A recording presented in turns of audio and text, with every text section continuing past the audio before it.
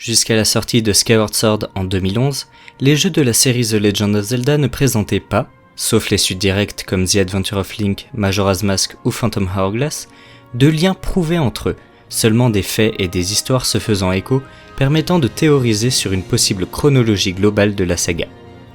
Mais à l'occasion du 25e anniversaire de la licence, en 2011, Nintendo a sorti un livre, Hyrule Historia, contenant entre autres la révélation pour la première fois de la chronologie, aussi appelée la timeline de la légende.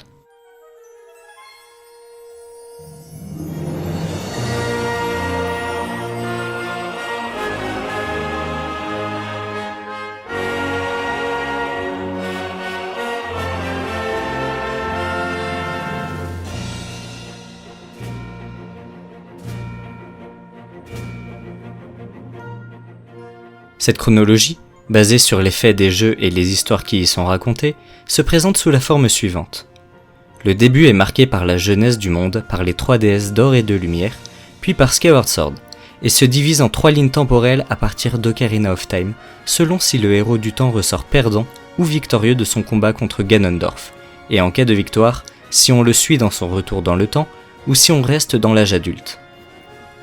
Cette chronologie a été mise à jour en 2018 dans le livre The Legend of Zelda Encyclopedia, incluant les jeux A Link Between Worlds et Triforce Heroes, sortis depuis, et échangeant la place de Link's Awakening et de Oracle of Seasons et Oracle of Ages.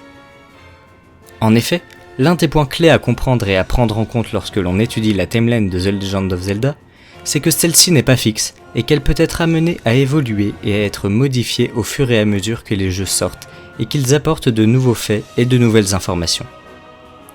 Il ne faut pas l'oublier, les jeux ne sont pas faits en fonction de la timeline, c'est la timeline qui est faite en fonction des jeux.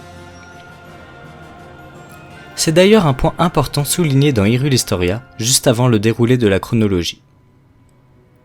Gardez en mémoire que cette chronologie a été tissée grâce aux innombrables informations fournies par les multiples personnages de la légende tout au long de la saga.